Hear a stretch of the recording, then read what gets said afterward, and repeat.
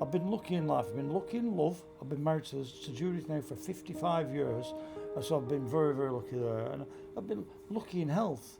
You know, I'm here, 75. There's not many blokes at 75 as fit as me. Oh, I have had prostate cancer 15 years ago, and I'm continually having treatment for that. And also 2 years ago, I had major heart surgery. I had a new aorta pipe fitted to my heart, and if I hadn't had that done when I could have popped my clogs any other time. Well, I've had a new knee. So I've looked after myself. I've never smoked. If there's anybody listening here that smokes, stop smoking now. It's a mugs game. It's a mugs game. Every time you take a puff, you say, I'm sick of living. I want to shorten my life. Stop smoking now. Oh yeah, smoking is a mugs game. Don't cut that out. Make sure that goes in. Frank, first and foremost, congratulations. Oldham are back in the English Football League. How does that feel for you? What do you think that means to the people of Oldham? Talk me through the past, crazy week. Well, at the moment we're sat in the Mayor's parlour. The new Mayor, Councillor Eddie Moores, we're sat in his parlour, and tip posh. It's very nice. Yeah, what a good. Yeah, so what does it mean to? It's everything, isn't it? It means everything to everybody in Oldham. People who aren't normally interested in football are now interested in football. And I think there's a buzz around town, isn't there? There is, yeah. It definitely feels like it's brought everyone together. There seems to be a lot of excitement that I think there wasn't before. And yeah, just a real kind of passion for what's been achieved. So, going back a bit, it's all really happy now. But back when you became chairman of the club, I was always wanting to know, what made you want to do that? What made you want to get involved with Oldham Athletic? Well, first of all, it needed us, didn't it? I wasn't aware really just how serious the situation was with Oldham Athletic, and that it was going to go out of existence. And that's really where it was.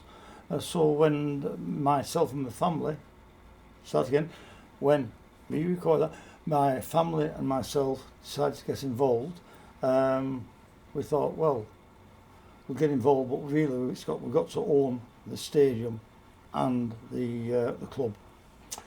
Well, I thought it's going to be easier to buy the club than the stadium, so we met the owner of the stadium, which is Simon Blitz, and who just happened to be in Oldham that particular day, and we discussed about the stadium, and he says, will you sell it to us? He says, yeah, I'll sell it to you. We discuss it. Within 20 minutes, we're ready to shake hands, and he says, but I won't sell it to you until you own the football club. He says, I am not going to be the person responsible for the downfall of Oldham Athletic. I thought, wow, this bloke's a Yank. I don't think he's American really, but I thought this bloke's a Yank. He's got that's exactly what we wanted to do. The family were going to buy the stadium and get the club back. But anyway, he made it a condition of buying the stadium. So we agree. What happens if we can't pay on the day? What happens if this happens? What happens that happens? So we agree all them, just two blokes talking together. We agree everything, yeah. So we shake hands that we're going to agree. And then we have to go and chase down the previous owner.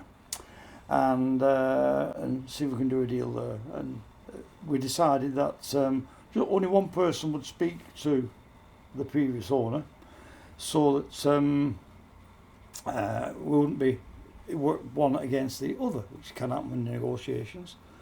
So our Luke didn't trust me, he said, I'll do it, Dad. No, that wasn't the case at all. No, our Luke's far better to do that than me. So, our Sir didn't want to take it on. So, our Luke handled all the negotiations, and eventually we bought the club off the previous owners. So that allowed us then to go back to Simon. Let's say, right, Simon, the deal's done.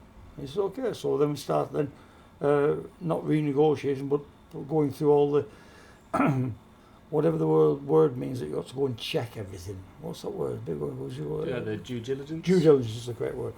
So we had to go through all the due diligence, because there had been numerous owners and numerous covenants and all sorts of things put on land and that type of thing. And we got all that sorted. And then in the meantime, the season started, we were playing. And it took quite a while to get through the due diligence. And I can remember that on the week we got it, I wanted to tell everybody in a special way. So, but not to be on the television or not to be on the newspapers. I wanted to tell all the supporters of Oldham that the deal's done, right, that we're safe. So in my garage, I made a key about 4 foot long and covered it in aluminium paper. And I went onto the middle of the Boundary Park and I held the key high. And everybody there knew then we had the keys to Boundary Park, and we bought it. And that was about halfway through the season, or in the autumn anyway. Yeah. So quite a journey to get to that point then. It was a journey, but it's not me, it's the family. You got, because really, it's my kids' inheritance. So I've heard you talk about when being involved in business, the first year is about surviving, and then it's about building on that, and it's about expanding. No, it's about consolidation. Consolidation. Year 2 is consolidate your position. So tell me about, what was that first year like? Was that very much survival mode when you first got your hands on the club? And how did you then manage to build on that to where we come to today? Well, first of all, people will remember this discussion because I've had it numerous times, it's been recorded numerous times, but people who work for Oldham Athletic were leaving, because I'm assuming that they weren't getting paid, or that they might have felt threatened that they might not get paid, so they've got to look after, they've got to pay the rent or the mortgage or whatever, haven't they, feed the kids. So I thought, first of all, we've got to tell somebody who will pass the word down, and because that person passes it down, everybody will stay, and there'll be a football club with us. So the first person to was John Sheridan, who was the manager. He's still in the contract at that time. So I phoned up John. I got his number and I phoned him. I said, John, I says, you don't know me. We have met. But I says, I'm called Frank, and I'm a businessman from Oldham. We've just bought Oldham Athletic. He says, he thought it was a prankster. So he said, who are you? Who are you? And I said, well, I said, what I want you to come to our house tonight. We've got Darren Royal. And as soon as I mentioned Darren Royal, he knew it was a legit, because he knew Darren. I said, so Darren's coming. Darren's going to be our chief exec. And I said, we'd like you to come and continue the post as manager. So I would like to go and discuss that. So so we discussed that night, and without drink, we just had a cup of tea, and we decided that we were going to go forward, and that John would be the manager to lead us out, and that's what happened. And then time went on, and I don't think everybody wished that we were going to win every game with John in charge and the new owners in place, and that didn't quite happen. So eventually we are looking for somebody to take the club on to get promotion. And we didn't know whether it could be done in year 1 or not. Everybody was praying that it would happen, but you just don't know. And so after 6 or 8 weeks, things weren't quite running out with everybody hoping they would or praying they would, So I says to John, I says, we've got our eye on somebody else. I says, I don't want to use the S word. I says, we've got far too much respect for you. I said, our supporters love you. So I said, what we'd like to do is we'd like to leave by mutual consent, and we'd like you to manage your last game. He says, okay, fair enough. And he won. We played at home, and he won at home. And afterwards, we announced that John would come and say bye to everybody and walk around. Nobody left, and there was tears everywhere, waving to John bye, and everybody knew and understood, and it was a fantastic bye to John, And So John left, and we move on. Things didn't quite go how we thought they were going to go, or hoped they were going to go. Anyway, I would have liked in the first year to actually get into the playoffs. So if not in playoffs, be 8th, and when you're late in the playoffs. But no, I think we ended up 10th or 11th, something like that. We were mid-table, so we weren't being threatened of being relegated again. So we held on, we survived. So if you sum up year one, is we survived. If you've ever considered fostering, then now is the time to do it. Foster care is about more than providing a home. It's about creating a space where children can thrive and you can make a real difference in their lives. We need foster carers from all walks of life, including people who are single, in a relationship, married or divorced. It doesn't matter if you have children already or no children at all, from any ethnic background and regardless of sexuality, we're looking for you. As long as you are caring, understanding and enjoy children's company, then we want to hear from you. For more information, visit oldham.gov.uk/fostering. And throughout that first year, were there any particularly difficult moments that stand out? Obviously, deciding to have a change of manager sounds like it could be, but was there anything that you thought, this is one of the hardest, moments, or something you didn't see coming? Well, to own a football club, you've got to go through a whole range of tests to make sure that you're a satisfactory person. You've got to promise that you won't gamble or bet on the outcomes of any football games, and you've loads of things you've got to satisfy to own a football club. The thing is though, I knew nothing about football. And now Luke says, "Dad, don't tell anybody you know nothing about football." I says, so I've been to hundreds of matches, but I don't understand how it works. I don't understand the players. I don't understand the fitness. I don't understand what the commitment that players have to make. I didn't know anything of that, so it was like new to us. Everything new to me. It was new to the family. But we had people in place who did understand that, with Darren Royal being our chief exec, and So I think really football is so different to a business. In business, you're able to make changes, and you can make things happen. In football, there's too much luck. You don't know what's going to happen.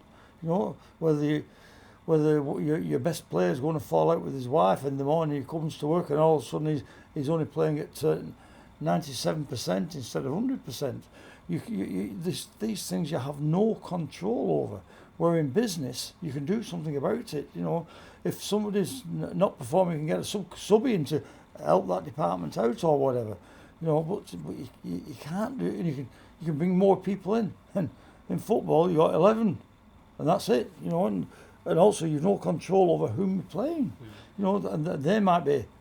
You don't know who you're playing. It might be somebody who's put a fortune into the teams, like Wrexham did.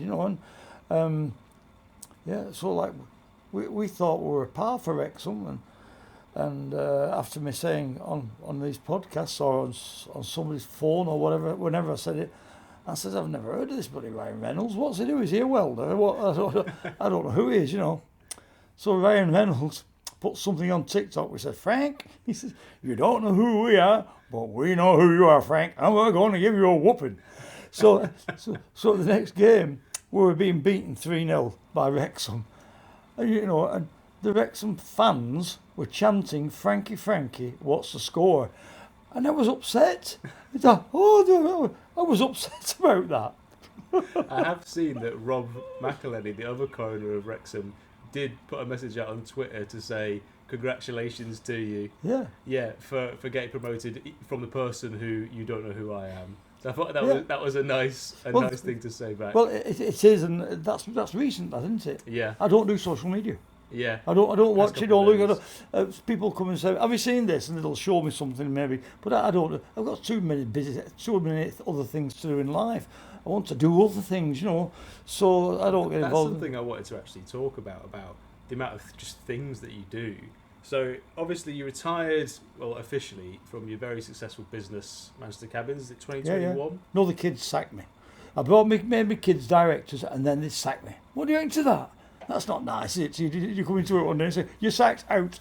So it was a slightly forced retirement of go and let us... No, nice. Well, I think we had the business, a very, very successful business. It was set off from a one-man band. Make no illusions, we had no money at all.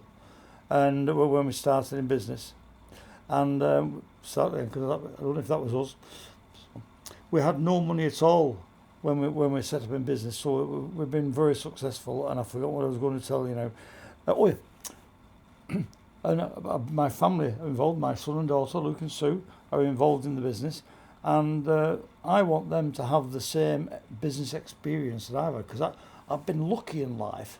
I'll make sure I come back to this point. I've been lucky in life. I've been lucky in love. I've been married to Judith now for 55 years, and so I've been very, very lucky there. And I've been lucky in health. You know, I'm here, 75. There's not many blokes at 75 as fit as me. Oh, I have had prostate cancer, 15 years old, and I'm continually having treatment for that. And also 2 years ago, I had major heart surgery. I had a new aorta pipe fitted to my heart, and if I hadn't have had that done when I could have popped my clogs any other time. Well, I've had a new knee. So I've looked after myself. I've never smoked. If there's anybody listening here that smokes, stop smoking. No, it's a mugs game. It's a mugs game. Every time you take a puff, you're saying, I'm sick of living. I want to shorten my life. Stop smoking now. Oh yeah, smoking is a mugs game. Don't cut that out. Make sure that goes in. That's, if I can give anybody advice, that's the main thing. Never ever smoke.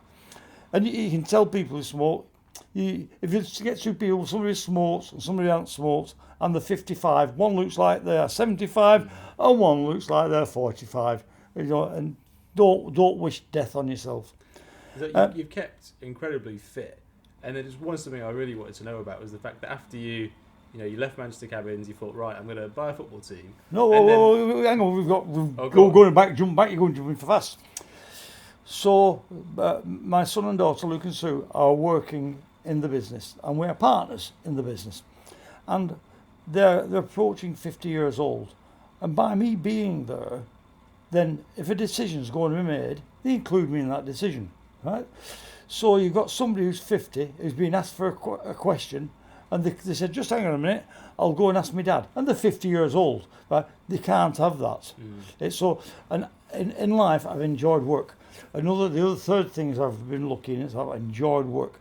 I've enjoyed not just going to work. I've enjoyed going to bed at night thinking, in the morning I'm going to be doing this, and that is fantastic. And I want my son and daughter to have the same buzz out of work and growing the business, and that's what they've got. So it was better that I stood down and left the decisions to them, and then they can along the line they may make some mistakes, and I've done loads of that. You learn by your mistakes. It's the fastest way of learning is making mistakes, I'll tell you, particularly in business. So I stand back and let that them. That allows me to go and do other things. What was the biggest mistake you've made in business, and what did you learn from it? Oh, yeah.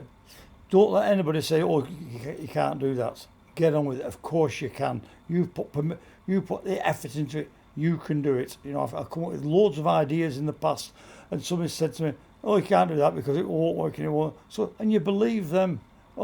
Get on with it. Have a go at it. To set up in business, the best way to do it is to do it as a hobby. So if you're working for somebody else, not necessarily doing the same thing as you're doing for that particular business, or else you're undermining them. But do it as a hobby. Get to learn about it, and have a go. And can I make a few quid at it? And then eventually what happens is the hobby will take over the business, and then you're then able to take that risk and plunge forward and have a go at that bit of business. And I've done that. That's a great lesson. Why did you decide to row solo across the Atlantic? Because I keep meeting people in pubs, and I met this girl in a pub, and one night we're in Upper Mill, Judith and myself, we're in Upper Mill one night, and we're walking down the main street, and it kicks off behind us. I look behind, 12 women, and they're having a riotous, and my daughter's with them. Dad, Mum, come, we're going to Albion Taps. Are you coming in for one? So we're at Albion Taps, this table, 12 women and me. So I'm chatting up the stunner at their far end, and all the others are talking about babies. And this girl was interested in me because I'd already sailed across the Atlantic 3 times in my own yacht, right? And she wanted to know what the weather was like at that particular time of year, and how rough it would be, and how warm it would be, and all this type of things, because her mate is going to row across the Atlantic. I said, she's crackers. She is. She says she's going to do it solo. I said, oh, she's bonkers. She says she is, this girl. So she starts telling me about this. I don't know who this girl was I was talking to. She was telling me about her mate that is rowing across the Atlantic solo. She's going to break the world record. I thought, wow. So then I get home. I can't get to sleep. All of a sudden I found something that, well, this young girl's going to do it. She has no experience of sailing or rowing. And I've got a lot of experience of sailing. I've sailed at that time. I'd sailed 80,000 miles in my own yacht. I'd skipped my own yacht around the world. I've also skipped my own yacht and sailed right round North America. That's through the Northwest Passage. I was only the 165th boat, ship or anything to sail over the top of America and Canada. And I also sailed around South America as well. And then I was only the 10th ship, boat or anything to sail all the way around America, and was the only person or ship or boat or anything to sail in a figure of 8. And Guinness wouldn't give me a certificate for that because I couldn't prove that it hadn't been done before. We wrote thousands of emails to every yacht club and sailing club in the world to try and find out if anybody else had done it. Anyway, I couldn't find it, but Guinness still gave me a certificate. Anyway, forget that. So what was the question now? Oh, why did you decide to do the solo trip across the Atlantic? Because I could. I started to look at it. Well, hang on a minute. Am I stronger? Is this 70-year-old bloke as strong as this young woman? Well, yeah. I've got the experience. I'm not frightened of it. Yeah, of course I have. And I've done it. I've sailed it before. So then, I get up after meeting this girl in the pub in the morning. I get up 3 o'clock. And I'm looking it up on the internet, right, about rowing across the Atlantic. Judith comes downstairs. She thought I was watching. Obviously, I'm watching, researching rowing across the Atlantic. Yeah. Anyway, what else would it be? What else would it be? So then what happens is that I then get on to the people who organise this race across the Atlantic and ask them, can I join? And they says yes. I said, but not this year. Because this was like in May, and I wanted to race in December. So no, it says, you haven't had enough experience, you know. I've been across it. No, they wouldn't let me. So this is what you can go next year. So then I set into process then the training and the buying a boat and the experience and everything you need to row across the Atlantic. And then I find that a lot of other people are raising funds for charities. I'd not thought about that. I thought, oh, what charity can I raise funds for? Well, cancer is an easy charity to raise funds for. Everybody donates to cancer, you know, and I'm a cancer sufferer, a cancer survivor. So I thought, well, that should be easy enough to raise a few quid. And then I started to look at it. I think, well, I have now more friends who are affected by Alzheimer's than anything else. So I thought, well, maybe that would be a good charity to raise funds for. So I need advice, because I don't want to get involved in a charity. Not all charities raise funds for the disease or whatever. Some just make a good standard of living for the chief exec. I don't want to raise funds for one like that. So who can give me advice? So I get on to Sir Malcolm Walker, bloke who owns Ice and Frozen Foods. And I said, Malk, I says, listen here, I says, I'm going to go the Atlantic. I says, and I'm going to raise, I didn't know how much to say I was going to raise. I thought, £10,000, I can do that by running a marathon, you know. £100,000, well, this is bigger. I might get a bit of publicity with this, so £500,000. Oh, I'll tell him £1 million, you see. So, Sir Malcolm, I thought I'm going to raise £1 million for Alzheimer's. I says, can you put me in touch with a charity which is a good charity to support? He says, he says, Alzheimer's Research UK, he says, I'm on the board there. He says, they're a proper organisation. They're funding all kinds of research into Alzheimer's. He says, and you want to raise £1 million? He says, you're absolutely crackers. He says, if you want to raise £1 million, he says, I'll give you £500,000. Wow. Now, when somebody says they're going to give you £500,000 for rowing across the Atlantic, you can't back down, can you? You can't. You're in there now. You've committed. So I said, well, thanks, Malcolm. I says, well, I don't know what to do. Thank you very much. So we put the phone down, and I thought, I didn't see his eyes. Hang on a minute. Somebody said to me on the phone, they're going to give you £500,000, but we didn't touch the skin. Our eyes didn't contact. So I phoned his PA up. I said, can you tell Malcolm that I didn't see his eyes? He'll know exactly what you mean. So 10 minutes later, she says, can you come in on Tuesday morning, Tuesday afternoon, 2 o'clock? Oh, yeah, so good to see him. And he has one boardroom just like this with sofas around, it's called the fun room or the jolly room or something like that. So we go in there, and all his PAs and his marketing people come in who market for Iceland Frozen Foods. And he says, I've changed my mind. I thought, I knew you would. I felt that secretly, and I thought you might. He says, what we'll do, he says, we'll call it match funding. So somebody can donate a £5 and I'll match it with a £5 up to £500,000. I thought, what a fantastic idea. So that's what we did. So all the way up to between, as soon as people started to put money in, every week we'd tell them how much the Alzheimer's research, we'll get them to the Iceland Foods Charitable Foundation, and then they'd match it and up the funds, and but by the time I'd finished the row, I'd got into Antigua, because the row goes from the Canary Islands to the Caribbean. By the time I got to the Antigua, which is in the Caribbean, we'd raised £630,000. And as I'm getting off the boat,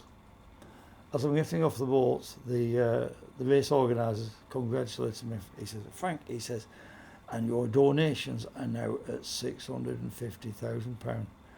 I was so excited. I said, we're going to raise £1 million, not six. It's going to be £1 million. Well, we at the news, it went worldwide what I was doing. And later that day, within the day, I had 14 television interviews and a load of radio interviews. And the last television interview was with Reuters. Well, they're world renowned now for news gathering, Yeah. And so the vote from Reuters said, he says, we set you don't have a camera, you're just talking to your into your computer, don't you? So he says, what we'll do, he said, we'll just talk for 2 or 3 minutes and get you settled down. He says, and then we'll just cut into the interview. So okay, fair enough. So we're going through the interview. I didn't know he'd started really. So we're chatting away, and he says, and I've got some news for you. He says, what? He says, you've hit £1 million. Oh, I've got goosebumps even now to tell you. I've got tears in my eyes. I couldn't believe it. And I'm sat there by myself. And Judith's at the bar. Judith, come over here. So I sat just tell Judith. She says, you've just made £1 million. Oh, I was so happy. It was impossible to do to raise £1 million by rowing across the Atlantic. But I'd done it. Wow, I want to be told it by Reuters. Wow. I said, what are you going to do with this now? He says, we're going to sell this to 900 television stations around the world. I thought, wow, this is big style. This is big casino, Wow, I was gobsmacked. So much so that, like weeks later, I was getting phone calls from schools in Brazil wanting me to go and talk to the kids, Oh, wow. Wow, so that was special. So anyway, overall, we raised £1.1 million on that row. Thank you and a half to the Iceland Foods Charitable Foundation. And the second time we rowed the Atlantic, we raised another £500,000. So we're like £1.5 million we raised by rowing. Can't believe you decided to do it again. No, the second time, my family thought I was dead twice. Once just because the satellite phone broke down, and for a day and a half, and there was no communication. But and they thought I was dead. On the boat we have a bleeper, which every 20 seconds every 20 minutes sends a bleep up to a satellite, so they can track you, and they can tell exactly if you're rowing, if you're drifting, if you're sleeping, if you stop for 10 minutes. They can tell because how far you. And they could tell the wind direction, because if you're not rowing, which way is the boat going. They could tell all this just from this blip that comes on satellite chart. So, but they could see that I was rowing, but I wasn't phoning them. But like they said, it could have been the boats, and they didn't know. And eventually, I had two phones. I had one to communicate with the race control and one to communicate with home. But I only used the home one. I never used the race control one. Anyway, on the receiver, it said if you lose satellite link, it says searching satellite. You see, so you know you're off Earth for a bit. This time it was saying requesting time. Well, I've never seen that, you know, and I didn't know what that meant. I looked on the other phone, both saying requesting time. But I've no way of contacting anybody then. I'm thinking, how can I let them know that I'm all right? A day and a half. I've got another telephone in my life raft. Oh, so I unpack the life raft, right, get the other phone out. It says requesting time. So there's an emergency button. I thought it's important to let them know. So I press the emergency button, and it doesn't go to the lifeguard, it goes to race control. So Ian says, Frankie says, where have you been? I says, phone's broken down. I says, it's like I bought a car with only 20 minutes time on it, time's run out. Within 5 minutes, the phones are back on. So I think somebody hadn't paid the bill. Because when you buy a package, you know, to row across Atlantic, right, satellite phone package, and I paid the whatever it was for the package, and I'd obviously used more hours than I was supposed to. Did you ever find out what your family's reaction was during that time? Did they tell you what was going on in there? Yeah, they were frightened I was dead. Oh. Particularly during the night time, because, you know, the phone packed in just when I should have phoned Judith. At night, because I phoned Judith twice or three times a day, always at the same time, at 10:15 before she's going to bed, and also at 8:15 before she gets up in the morning. So she's there, relaxed, you know, and she knows sometimes if she's going out during the day, I don't phone her at midday, but if she's sat in the house by herself, it's important to phone Judith midday, because she's my best mate, Judith, you know, and she's not just married, I love her to bits, but also she's my best mate, you know, and we have banter. You know, so if I phone Judith and say, you know, everything's all right, what are you doing today, what are you doing, what's on telly, what's happening on Coronation Street and all that. So, so then they knew, so when she doesn't hear from me, from a period of time, and part of it's during the night time, because there was 2 nights and 1 day that they didn't hear from her. She was a bit concerned, you know, and there was tears thinking, has he just it? But also went on this is on the second row, you know. Also, what went on is that the winds were less favourable on the second row. In fact, I got blown backwards, blown all over the place, you know, and there was big waves, and the boat got rolled over like 5 times. And once I got thrown out of the boat into the sea, but I was hooked on, and that didn't really concern me, because it's something I practiced and not practiced, but I was aware of it might do. And the boat's self-right, and you can't turn the boat over and it's upside down. It will always right itself. Even if it's cut in half, it'll still right the way up. No matter what happens to it, the boat's as safe as boats can be. Anyway, when the boat got rolled over, I lost my glasses, lost my hat, and I lost quite a bit of equipment, which caused a bit of distress. Anyway, that was no big deal, you know. But later on in the race, the wind was not favourable. Where the previous time I'd rowed, I was doing 70 miles a day in the last 1,000 miles, and the second race I was only doing 25 miles a day because the wind was not in favourable, or the currents were not favourable, and so that the family bought tickets to meet me in Antigua, and they bought tickets together, and buy these tickets always fly or die, aren't they, you know. Anyway, I wasn't going to arrive, so they bought some more tickets. Again, wasn't going to get there. So they buy the third lot of tickets to meet me in Antigua. And I'm not making it. And our Susan has to leave on Friday, and I'm expecting to get there on Wednesday or Thursday. Wednesday's gone. I might get there Thursday. Our Susan's going to leave on Friday, so I've got to get there before our Susan's got to leave.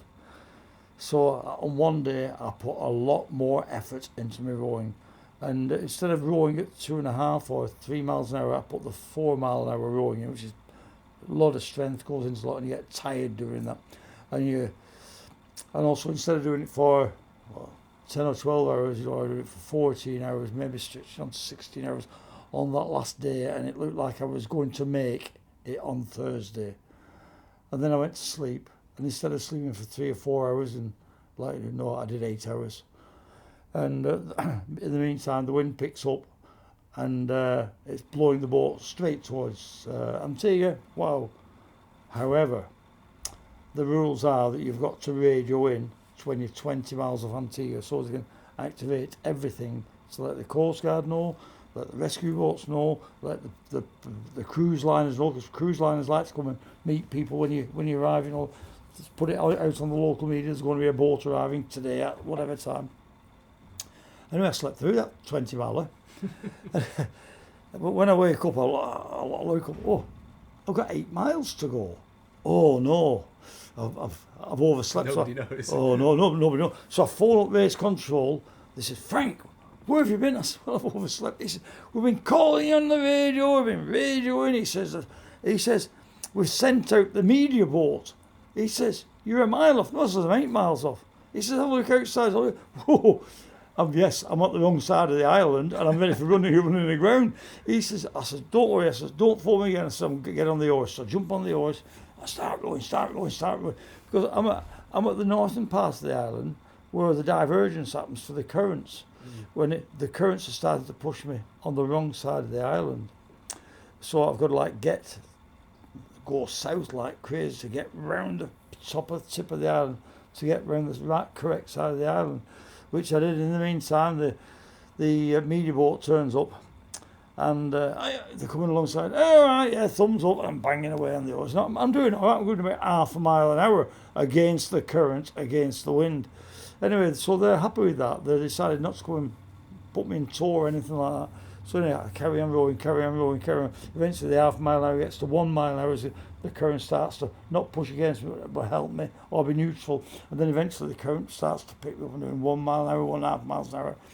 And in the meantime, I've got to drink a lot of water now because it's red hot, and so I've got the water maker on full blast, and I'm drinking the water. I'm putting all the additives you can into the water to give you energy, electrolytes. And I'm eating Mars bars for fun, because you're going slow. You bang a chunky Kit Kat in, and wow, within 10 minutes you can feel the strength coming. So I'm banging on the boat, banging on the oars, and eventually I get the boat up to 2.5 miles an hour again, and I get to I'm going into what's in harbour, Nelson's Dockyard, which is where you go into, and the boats are coming out to meet me because they make a big thing of it, particularly being a solo and being an older bloke as well. Everybody wants to share of you, everybody wants to be part of it, and so the media boats are coming out and shouting things at me, wanting questions, and smile at the camera and all that type of thing, and then Judith, she has a pair of red jeans. Now, not many people have red jeans, and she was stood on the headland, and then I could see Judith stood on the headland. Oh, and that's fantastic. I love her to bits, we're married 55 years, and to see, I've not seen her for 9 weeks. I've been at sea, I spoke to her plenty of times. I waved to her, shouted and waved to the families. I'm going in, and they're all screaming and singing, and it's fantastic. And then when you get round to the finish, and I have to slow down a bit because they're on the headland, and I can row to the finish line but faster than they can walk from the headland. So I do a few more bars. Oh yeah, just hang on a bit while they get down, and it was fantastic. That's incredible. Obviously, next season's going to be a very busy one for you. Is there anything else planned on the horizon, any fundraising efforts, or is it focusing on the football for now? Well, you should be asking me, am I going to row the Atlantic again? Are you going to do it for a third time? This is a scoop.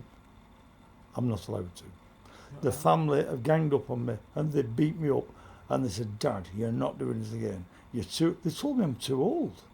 And that hurt me. You've done more in your retirement than I think most people do their entire lives. I don't think you're too old to do anything from the sounds of it. No, I'm not. I'm glad you asked about that, because my wheel. Ask me about my wheel. This was what I was going to ask you about. What is the wheel? I've heard various things about it. Can you give us the exclusive? What's going on with the wheel? Well, the exclusive is that I've got this. Everybody in Oldham knows me, you know, and people in Manchester know me. And what I want to do, I want to do something that makes Oldham a better place to live, to work, to study, and to relax. What can one person do to try and do that? Well, I've thought a lot about this because when I'm growing, I'm thinking a lot about things like this. So if I can put something like the Angel of the North in Oldham on the M60 motorway, where every week 100,000 vehicles go down the M60 through Hollingwood, and if I can put something on the side of the motorway there that identifies Oldham, then that will make Oldham a better place, because Oldham will become identifiable for the rest of the world. As people drive past, they will think, "Oh, I'm in Oldham." At the moment, they don't know they're in Oldham. When traffic used to drive through Oldham, people knew they were in Oldham because there's Failsworth Post Office. Oh, there's Oldham news agents. You know, they would, and the signs saying, "Oldham welcomes careful drivers." You know, bye bye Oldham. You know, as you're going through. Now with the motorway, all we've got is one little blue sign that says Oldham A62 or Chadderton A62. Come off here. There's nothing tells people that they are in Oldham. So Oldham has lost its identity. Now Oldham is just a place that's in Manchester. It's not. We've lost its identity. What I want to do, I want to make Oldham. It's of its own identity. And people coming past and through Oldham will say, "Whoa, I'm in Oldham," and I want to identify what Oldham's all about and what we've done in Oldham, and build a wheel twice as big as the Angel of the North. The Angel of the North isn't very big, you know, but it's on the top of a hill, so you look up at it, which makes it look big. It's only 20 metres high. So I want to build a wheel that is 50 metres high and 60 metres wide, and there'll be 10 metres buried under the ground, so it'll look higher than it. And I want to put it on the motorway embankment as you come through Hollingwood, and everyone will look up at that and they will recognise it as being the Wheel of Oldham. The Wheel of Oldham. And this Wheel of Oldham, on the outside of it, it will have teeth like on a gear wheel, because it will be a gear wheel. And this big gear wheel, which will have 100 teeth, like I say, 60 metres diameter, and that gear wheel will represent Oldham as being a place of industry, a place of manufacturing, engineering, textiles. Everything involves gear wheels. What's most important is there will be a small gear wheel attached to it. Now, when in a gearbox, any gearbox, it's always a small gear drives a big gear. Always, always, always. For example, on a car engine, right? You've got a small gear in the gearbox coming from the engine, right? And the engine is going at 5,000 revs a minute. That has got to be slowed down so as the wheels on the back wheels actually go at 500 revs a minute. Yeah. Right? So small gear drives big gear. The small gear will have 20 teeth on it. Each tooth will represent an electoral ward in Oldham. Right? So everybody will be able to recognise where it is, where they are on that wheel, whether you live in Alexander Ward, St Mary's Ward, Saddleworth South, Saddleworth North, Royton, Failsworth. You'll be able to identify yourself on one of those teeth. And what's happening is that small gear of all the wards of Oldham are turning the big wheel of Oldham. So we've all got input into driving Oldham. So the gear wheel That's what I want it to represent. And everybody will be able to look up at that wheel and say, I'm on that wheel, I'm on that tooth on the little gear. And also the wheel will have 5 spokes, and they will represent the 5 panels of the Rose of Lancashire. So the panels can be filled in with sailcloth at different times of the year. That's what we want to do, and it will represent the Rose of Lancashire. But what's really important, in the middle of the gear wheel, where the shaft goes through, that's called the boss, B-O-S-S, boss. And ask your question, what's the most important thing that's ever happened in Oldham? One thing is far, far, far more important than anything else. Not Winston Churchill being our MP, no. Not Sir William Walton writing the music for the Queen's coronation, no. Something else is far, far more important than that. And everybody in the world knows about this. Everybody in the world knows about it. Not some people know about it. Everybody knows about it. What is it? It's with the mills and the canals and some of the industry. No. IVF. IVF was conceived, if that's the right word, I apologise to people if it's the wrong word, was conceived in Oldham. And if you've got Netflix at the moment, there's a film on Netflix, which if you live in Oldham, you must watch this film, and it's called Joy. And it's about the birth of the first IVF baby, she was called Louise Joy Brown. And the first IVF baby in the world was conceived and born in Oldham, in Dr. Kershaw's Hospital on Tuff Lane. The scientific work was done there, and the baby was born at Boundary Park in 1978. And the story is the story from the view of the nurse that was involved, where thousands of women went to see the nurse, and the women who were struggling to conceive, and they said, "Can you help me?" And she said, "No." She says, "But you can help us." She says, "We need people to come every week, want to give you an injection." And she says, "And you can be on our programme." She says, "And it may be, it may not be. We don't know. Someday it will work." And she did injecting these thousands of women, not with injections like we get now with very small needles. Oh, these were like 6-inch nails. And the film shows all these women queuing up week after week after week, having tests done to bring about IVF. The centre boss of the wheel has got to be an emblem of an embryo. Now it may be, I'm going to form a focus group now to discuss how we're going to do it, because this has not got to be one man's folly. What I'm going to do has got to be what the people of Oldham want, and the people of Oldham are happy with, and it wants it to represent them on the world. Right? So the centre boss will be a picture where it's going to be a cutout. How it's going to be, we don't know yet. Other people decide that later on. But that will be an embryo to tell the world that IVF happened here. 12 million babies have been born through IVF, and that was because of what happened here in Oldham. And it's important. It's important that we tell the world that. Will Oldham benefit from the world knowing that? Will companies who at the moment are in Coventry and they say we need a northern depot, will they say, "Oh, go and have a look at Manchester, oh, we're on that motorway, Stockport, that's where they've got the bridges, we'll want to go where the bridges are"? No, we want them to say, "We're going to go where that big wheel is with the embryo on." Right? That's where we want to move to. That will bring in business, it'll bring in investment, it'll bring in more prosperity and more flourish. Oldham will flourish because it's not going to happen overnight, but it will do.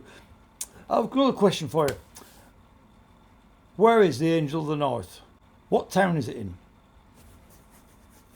I know it's up on the A1 on the way to Newcastle. Is it Gateshead? Correct. I wish you hadn't have said Gateshead, because you're one of not many people who knows it's in Gateshead. Most people say it's in Newcastle. Right? Has Gateshead benefited from the Angel of the North? It's more associated with Newcastle, isn't it? It is associated with Newcastle, yeah.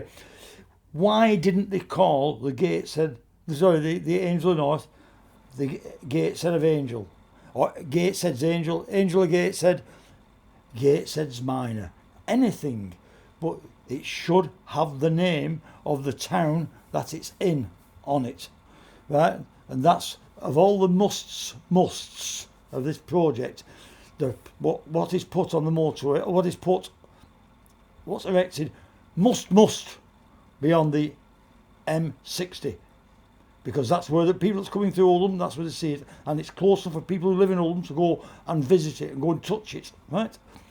And it must have the name Oldham in its name, and it must have a park there so that people from Oldham can go and touch it, feel it, look at it, right? Park benches with toilets, right? The place must have toilets. You know, I've been to the Angel of the North, and when you find your way around to it, there's a car park, full stop, no toilets.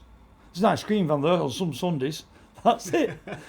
Many amenities. Yeah. Well, why not? Right next door is Oldham Rugby Club. Oh, they'd love to have a little cafe there. The exciting thing is, it's going to be badged as a training project, and I want it to be made by people of Oldham. I want it to become a training project for the people of Oldham, particularly people who are finding it difficult to get onto apprenticeships, probably because they don't have the basic qualifications. So I want there to be a whole range of training so that it can be assembled and painted and built by the people of Oldham. There were specialist things which the trainees won't be able to do. I'm not expecting people to be trainees or to be working at a very high end of things, but because we'll get somebody like Hayrod, who have loads of tower cranes, and they have tower crane engineers. They will come and work on the high bits, putting the nuts and bolts in the final assembly. But I want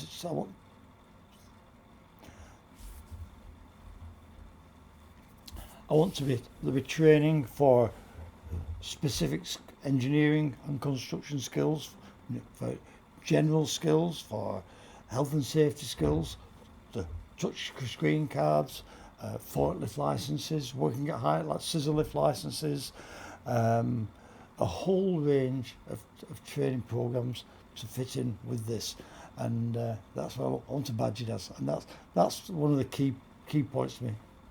Fantastic. That's going to be a big benefit for the people of Oldham. Well, yeah, I think also, I think there'll be, I don't know if the qualification will be seen as a national qualification, but it'll be something you'll be able to show when you go for trying it on the particular apprenticeship that you want. And the assembly of it will probably be about 1 year, and there'll be training and the build up to that, and different agencies and training organisations in Oldham will provide that training for this project. I get lost, so get carried away and I get lost. It's great to hear, and I think your energy and passion for everything really shines through, and I've got no doubt that it's going to be a success, like everything else you've done. So yeah, thanks so much for coming to talk to us.